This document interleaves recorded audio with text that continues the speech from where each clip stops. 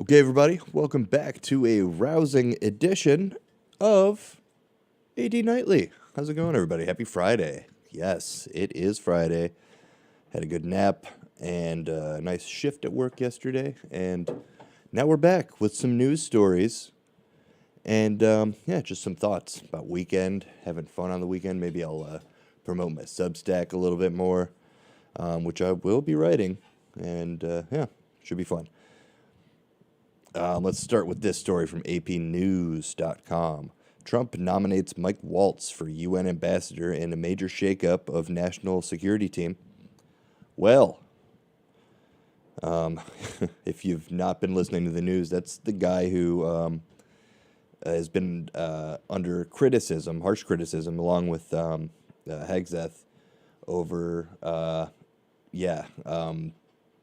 classified stuff and basically not using the best type of technology and security measures to ensure that information is not getting out there, which is not cool. When you're at that level, you got all the toys to play with and all the resources.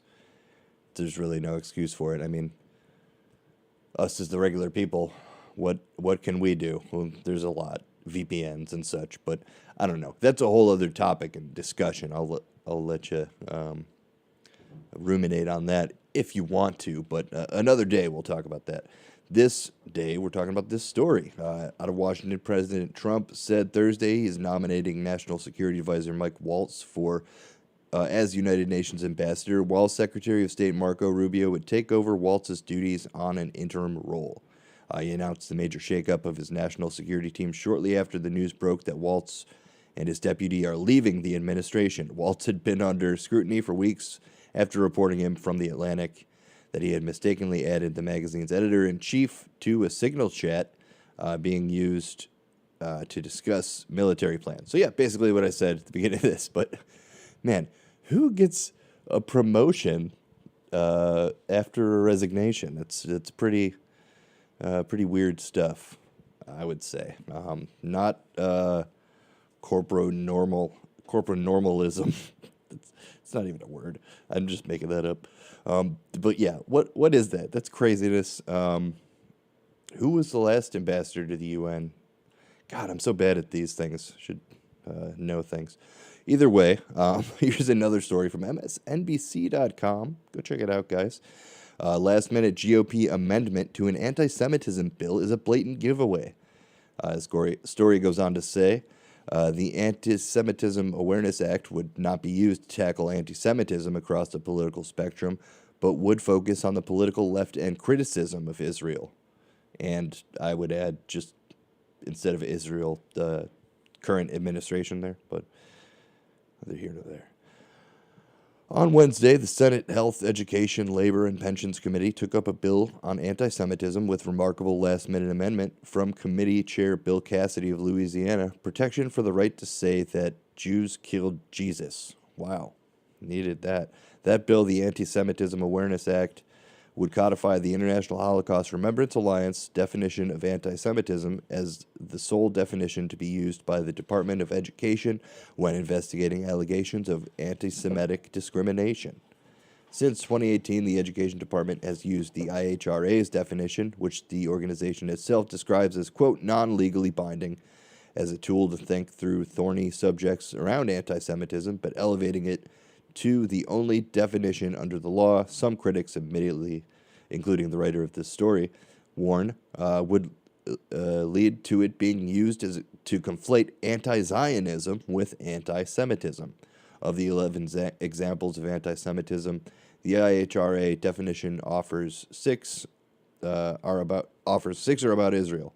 Quote, denying the Jewish people their right to self-determination, e.g. by claiming that the existence of the State of Israel is a racist endeavor, reads one example.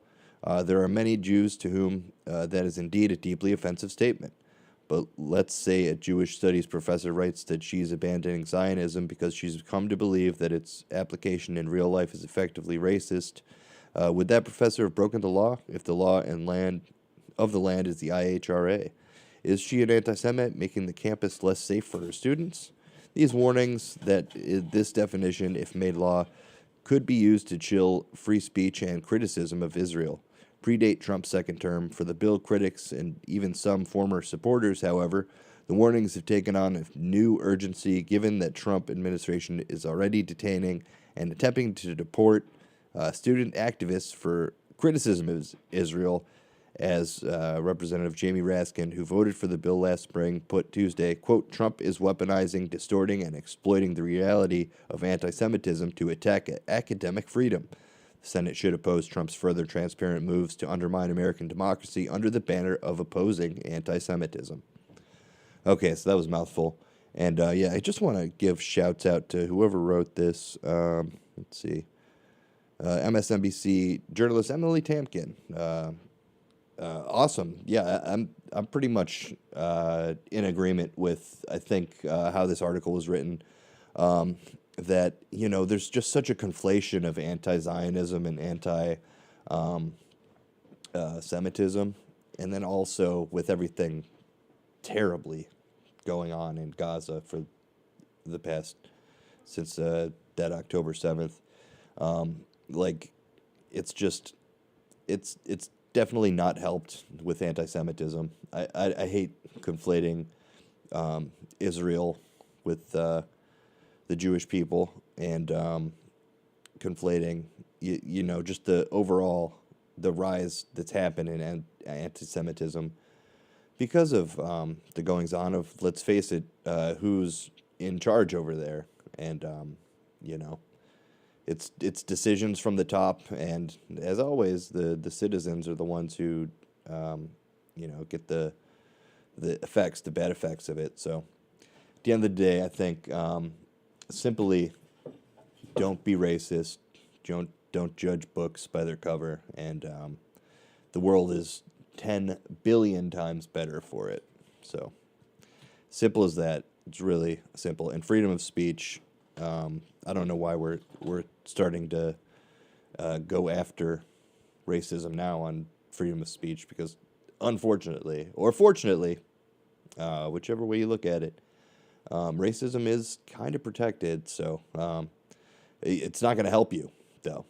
So I guess just understand that. It's ridiculous how the right just fought for their free speech, and that was to be racist, and then also taking away your free speech, but they can be racist. Either way, it's a crazy time. Sucks. Here's another one from Voz Nation. U.S. approved sale of Sea Vision maritime software to Indian Navy for $131 million in a major step to strengthen maritime security in the Indo-Pacific region. The United States has approved $130 million foreign military sale to India. At the heart of this deal is the cutting-edge Sea Vision software, a powerful tool for maritime domain awareness announced by the U.S. Defense Security Cooperation Agency, or DSCA. The package goes beyond just software. It will also include in-depth technical training, remote analytic support, and a full suite of logistics services, all aimed to helping India better monitor and secure its vast maritime borders. Let's see. This reflects the growing support of the U.S. amid warlike situation for India. So, yeah, if you didn't know about that, that was the article, again, from VozNation.com. Check it out. Written by Christie. Cool. All right. Well, yeah. Check it out. If you didn't know, again, another like dumb generational type of let's say skirmish is on between Pakistan and India is going on. It's just like, come on, we've seen this movie before, guys. Like, do we have to? Can we just like not and say we did? It's just so disheartening. So that's my take. But I guess I thought about this earlier, and my idea is you hear all the time about defense spending and how it's supposed to be, you know, the major preventative thing, and that's why it's so important, and it's the number one, money problem for sure that the U.S. is having, the number one in the budget, all this stuff, and you know this is kind of one of those, the actual, like, you know, it makes sense if you have proper defenses, then less bad things will happen. And if to put a positive spin on it, this sale of the software is not the worst defense contractor story I've seen. So it's just, again, what are we doing here, man? Like, can we just why don't we all just make money, huh? Okay, here's a story that's indicative of the times with healthcare, and weirdly moving in the wrong direction. Shouldn't be. NBCNews.com, CDC reports 216 children died this flu season, the most in 15 years. So, since, what would that be? 2010? The deaths surpassed last year's total of 207, which are the highest number since 2009-2010 swine flu pandemic. More U.S. children have died of the flu this season than any time since the swine flu pandemic 15 years ago, according to the federal report released Friday. The 216 pediatric deaths reported by the Centers for Disease Control and Prevention eclipsed the 207 reported last year. It's the most since 2009-2010 H1N1 global flu pandemic. It's startling that the number already is this high, given the flu season is still going on. Final pediatric death tally for 23-24 flu season wasn't counted until autumn. And here's a quote from Dr. Sean O'Leary of the American Academy of Pediatrics. This number that we have now is almost certainly an undercount, and one that when the season is declared over, they compile all the data, it's almost certain to go up. There are likely several contributors to this season. That's the end of the quote. There are several contributors to this season's severity, but the big one is that fewer children get flu shots. At O'Leary, University of Colorado pediatric infectious disease specialist, the flu vaccination rate for U.S. children has plummeted from 64% 5 years ago to 49% this season. Okay, so yeah, as I kind of said earlier, I think a big part of this, or did I even mention that? I think a big piece of this is people not getting the vaccine weariness, which, I guess thanks pandemic, it's just one of those things that messes with people's brains because they're, people overthink stuff all the time, and especially when it's something that's like a vaccine that you see it and you see the process of taking the shot and all that, and then just not understanding what it's doing on in there. The COVID vaccine made me sick for a couple days, like as sick as I've been in a while, but I got better, and the thing is, it helped my immunity. So I think the idea is, if you maybe have a negative reaction to the flu shot, then I'm not a virologist I'm not learned in this category, but getting that flu out there makes people more less susceptible to it. At the end of the day, you build up immunities. So I think that's really the long and short of it. And yeah, fuck that. Get flu shots. I'll be honest, I don't really go and get flu shots because, never really had health insurance, all that fun stuff too. But, it's just a recommendation, all right? Try to do that. And then this terrible story. This happened kind of a while ago. A man sentenced to 53 years in prison for a hate crime murder of a 6-year-old Palestinian-American boy. And I mean, like we're talking about the anti-Semitism and conflation, it's the same thing with anti-Muslim, Islamic hate. It's all ramped up by these conflicts going on. And, you just hate to see it. It's like, one of the things that I really loved to see was at the beginning of this terrible Russian war thing, was the people taking the streets and saying, we don't want to go to war with Ukraine. And, sad with the outcome that happened, but you just you look and say what has been gained, and this time it's nothing good. Everything's trending terribly. So let's turn this around and just all start being cool and making money. An Illinois man has been sentenced to 53 years in prison for the 2023 fatal stabbing of a 6-year-old Palestinian American boy. Wadia Yufam Alpha Yumi was stabbed 26 times and his mother more than a dozen in the October 14th, 2023 attacks in their home in the Chicago suburb of Plainfield. Their landlord, 73-year-old Joseph Zuba, was convicted in February of multiple murder charges as well as attempted murder, aggravated battery, and hate crime counts. A Will County jury found Zuba guilty of all counts after deliberating for less than 2 hours. And man, you see the family there, and man, your heart's just, first of all, got to go out, and it's a direct effect of what's happened in Gaza, 100%. I don't know. I don't know what this guy was watching, what his media he was consuming, but it wasn't this show. Like, and I don't get the 53 years. Just give the dude life. Give the dude multiple life sentences. Like, yeah.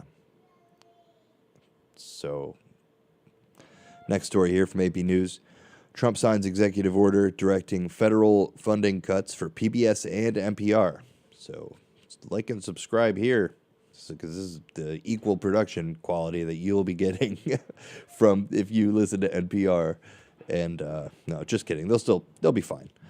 President Donald Trump on Thursday signed an executive order aiming to slash public subsidies to NPR and PBS, as he alleged bias in the broadcasters' reporting.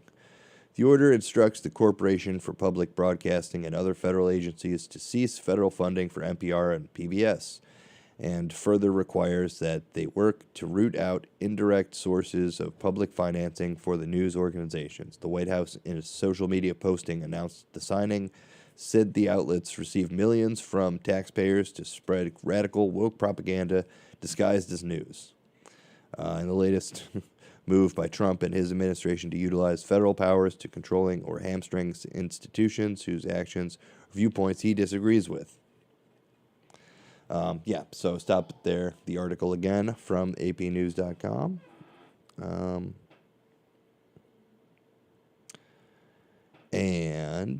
So my opinion on the matter, it's, I know Fox News doesn't get subsidies from the government, but I mean, really, NPR and PBS, they have a lot of great non-divisive content, like really, really great documentaries and other stuff. So, I mean, just to focus on their media, which, I mean, every single person is biased. So, I mean, maybe just tell them to get a show that leans right, and then, keep it fair and balanced. How about that? I think that would be a good solution, instead of just saying, no, you don't get, like, there's enough to go around. There's enough funding and all that stuff to help out and ensure that people are informed and, have their media, and it should be unbiased. It just gets my goat that there's so much bias coming from what's biased, about what is biased or not. So, I mean, obviously Fox News is all over the place. We've got multiple people in cabinets from who were news anchors.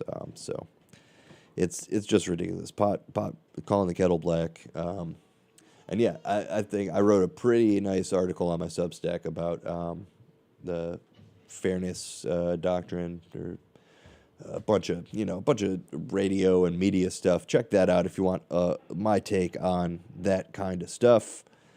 I think we should bring back some legacy media accreditation and real standards.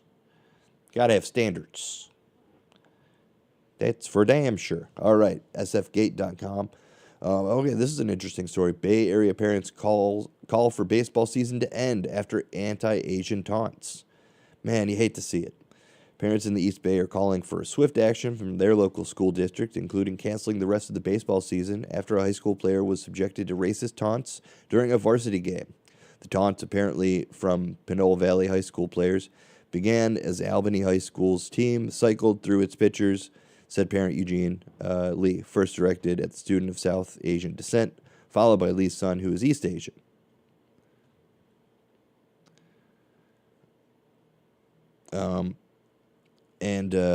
Okay, go on here. Let's see. When the Indian pitcher came in, there were audible chants of Balajit. Lee told SF Gate in a phone call, quote, when my son came in, there was a voice who said, P.F. Chang, is that you? My son said he heard them say, he can't see through those eyes. So Balajit is a reference to an Indian character from the animated series Phineas and Ferb, while P.F. Chang's is a fast casual Asian fusion restaurant chain. So I thought these may have been like learned references, but no, just dumb racism. And man, there's so much like, why do people got to study for their racism too? Like you're getting really in depth and like knowing about like 15th century history and shit. Like there is that section, but like this doesn't seem like that. It's like calling someone Skeeter because they went to the Blue Man concert. The Blue Man Group show. It's bullshit. Fuck that. They should cancel the baseball season. You know what? For this San Francisco Little League, if you taunt the Asians, you lose your baseball season. That's what I believe. It's stupid. It's bad. There's no place for it in society or life. It just makes everybody worse and more on edge. Yeah. Stupid. Fuck that. Don't do a racism. Don't ever. Here's the story we'll wrap up with. APnews.com has this one. A runaway kangaroo on the loose named Sheila shuts down the Alabama interstate. Wow, not where I thought that would be from. So a runaway kangaroo named Sheila shut down a stretch of interstate in Alabama on Tuesday before state troopers and the animal owners wrangled the wayward marsupial. The Alabama law enforcement agency said the kangaroo was spotted Tuesday hopping along the side of Interstate 85 in Macon County, which is between Montgomery and Auburn. Nice. So I believe that's south of Conecuh County, home of the best sausage in Alabama. I know, because I got friends in Conecuh places. God, it's so good if you know Conecuh, whatever it is. Delicious, just the best. It was andouille sausage, so good. Making some great eggs Ben with that. When somebody said there's a kangaroo, of course, I didn't believe it. And nobody believed it, but I'm looking at him. Macon County Sheriff Andre Brunson said in a Facebook Live video as the animal was captured. Brunson's video showed the drugged kangaroo being carried to a vehicle to be returned to its home. The animal was captured on the side of the interstate between Tuskegee and Auburn. The sheriff said, quote, we see a little bit of everything here. Boy, do we. I love that story. And I hope you do too. Because, the kangaroo got home and all is well. It was a rousing first week of AD Nightly. Thank you so much for continuing to be with me on this journey, if that's the case. If not, then like why are you even watching and stuff? But either way, have a great weekend, everybody. Yes, I'm going to take 2 days off for the weekend. I deserve that. Not enough for that. No, love yourselves. But don't go too hard on loving yourself. Also be a little hard on yourself. Set standards, goals, practice things. And just take care of yourselves. That's for sure. and others. All right, later.